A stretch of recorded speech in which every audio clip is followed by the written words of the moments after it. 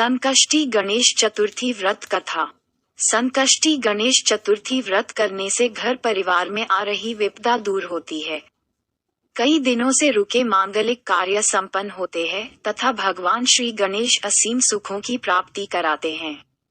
माह की किसी भी चतुर्थी के दिन भगवान श्री गणेश की पूजा के दौरान संकष्टी गणेश चतुर्थी व्रत की कथा पढ़ना अथवा सुनना जरूरी होता है। इससे संबंधित 4 कथाएं प्रचलित हैं और मित्रों, इस वीडियो के माध्यम से हम आपको 2 कथाएं सुनाने जा रही हूँ। पहली कथा पौराणिक एवं प्रचलित श्री गणेश कथा के अनुसार एक बार देवता कई विपदाओं में घिरे थे। तब वह मदद मांगने भगवान शिव के पास आए। उस समय शिव के साथ कार्तिकेय तथा गणेश जी भी बैठे थे। देवताओं की बात सुनकर शिव जी ने कार्तिकेय व गणेश जी से पूछा कि तुम में से कौन देवताओं के कष्टों का निवारण कर सकता है। तब कार्तिकेय व गणेश जी दोनों ने ही स्वयं को इस कार्य के लिए सक्षम बताया। इस पर भगवान शिव ने दोनों की परीक्षा लेते हुए कहा कि तुम दोनों में से जो सबसे पहले पृथ्वी की परिक्रमा करके आएगा वही देवताओं की मदद करने जाएगा। भगवान शिव के मुख से यह वचन सुनते ही कार्तिकेय अपने वाहन मोर पर बैठकर पृथ्वी की परिक्रमा के लिए निकल गए। परंतु गणेश जी सोच में पड़ गए कि वह चूहे के ऊपर चढ़कर सारी पृथ्वी की परिक्रमा करेंगे तो इस कार्य में उन्हें बहुत समय लग जाएगा। तभी उन्हें एक उपाय सूझा। गणेश अपने स्थान से उठे और अपने माता पिता की 7 बार परिक्रमा करके वापस बैठ गए। परिक्रमा करके लौटने पर कार्तिकेय स्वयं को विजेता बताने लगे। तब शिव जी ने श्री गणेश से पृथ्वी की परिक्रमा न करने का कारण पूछा। तब गणेश ने कहा, माता पिता के चरणों में ही समस्त लोक हैं।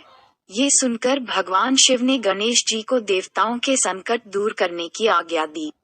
इस प्रकार भगवान शिव ने गणेश जी को आशीर्वाद दिया कि चतुर्थी के दिन जो तुम्हारा पूजन करेगा और रात्रि में चंद्रमा को अर्घ्य देगा उसके तीनों ताप यानी दैहिक ताप, दैविक ताप तथा भौतिक ताप दूर होंगे। इस व्रत को करने से व्रतधारी के सभी तरह के दुख दूर होंगे और उसे जीवन के भौतिक सुखों की प्राप्ति होगी। चारों तरफ से मनुष्य की सुख समृद्धि बढ़ेगी। पुत्र पौत्रादि धन ऐश्वर्य की कमी नहीं रहेगी। गणेश चतुर्थी व्रत की दूसरी कथा। श्री गणेश चतुर्थी व्रत की पौराणिक कथा के अनुसार एक बार भगवान शिव तथा माता पार्वती नर्मदा नदी के किनारे बैठे थे। वहां माता पार्वती ने भगवान शिव से समय व्यतीत करने के लिए चौपड़ खेलने को कहा।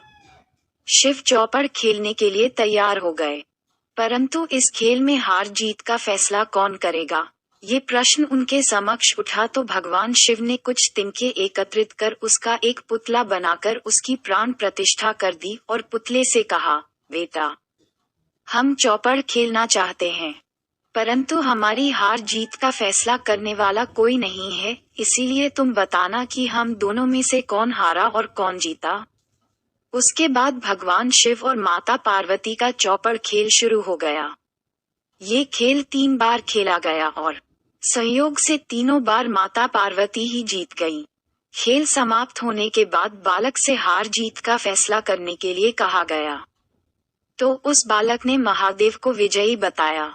ये सुनकर माता पार्वती क्रोधित हो गईं और क्रोध में उन्होंने बालक को लंगड़ा होने, कीचड़ में पड़े रहने का श्राप दे दिया। बालक ने माता पार्वती से माफी मांगी और कहा कि यह मुझसे अज्ञानतावश ऐसा हुआ है, मैंने किसी द्वेष भाव में ऐसा नहीं किया। बालक द्वारा क्षमा मांगने पर माता ने कहा, यहाँ गणेश पूजन के लिए नागन्याएं आएंगी, उनके कहे अनुसार तुम गणेश व्रत करो, ऐसा करने से तुम मुझे प्राप्त करोगे। ये कहकर माता पार्वती शिव के साथ कैलाश पर्वत पर चली गईं। 1 वर्ष के बाद उस स्थान पर नागन्याएं आईं। तब नागन्याओं से श्री गणेश के व्रत की विधि मालूम करने पर उस बालक ने 21 दिन लगातार गणेश जी का व्रत किया। उसकी श्रद्धा से गणेश जी प्रसन्न हुए। उन्होंने बालक को मनोवांछित फल मांगने के लिए कहा। उस पर उस बालक ने कहा, हे विनायक, मुझ में इतनी शक्ति दीजिए कि मैं अपने पैरों से चलकर अपने माता पिता के साथ कैलाश पर्वत पर पहुंच सकूं और वे ये देन हो। तब बालक को वरदान देकर श्री गणेश अंतर्ध्यान हो गए। इसके बाद वह बालक कैलाश पर्वत पर पहुंच गया और कैलाश पर्वत पर पहुंचने की अपनी कथा उसने भगवान शिव को सुनाई। चौपड़ वाले दिन से माता पार्वती शिवजी से विमुख हो गई थीं, अतः देवी के रुष्ट होने पर भगवान शिव ने भी बालक के बताए अनुसार 21 दिनों तक श्री गणेश का व्रत किया। इस व्रत के प्रभाव से माता पार्वती के मन से भगवान शिव के लिए जो नाराजगी थी वह समाप्त हो गई। तब यह व्रत विधि भगवान शंकर ने माता पार्वती को बताए। ये सुनकर माता पार्वती के मन में भी अपने पुत्र कार्तिकेय से मिलने की इच्छा जागृत हुई। तब माता पार्वती ने भी 21 दिन तक श्री गणेश का व्रत किया तथा दूर्वा, फूल और लड्डुओं से गणेश जी का पूजन अर्चन किया। व्रत के 21वें दिन कार्तिकेय स्वयं माता पार्वती जी से आ मिले। उस दिन से श्री गणेश चतुर्थी का यह व्रत समस्त मनोकामनाओं की पूर्ति करने वाला व्रत माना जाता है। इस व्रत को करने से मनुष्य के सारे कष्ट दूर होकर मनुष्य को समस्त सुख सुविधाएं प्राप्त होती हैं। वीडियो को अच्छी लगी है तो एक लाइक और एक सब्सक्राइब जरूर करें, साथ ही कमेंट में ओम श्री गणेशाय नमः लिखें। वीडियो के देखने के लिए दिल से धन्यवाद।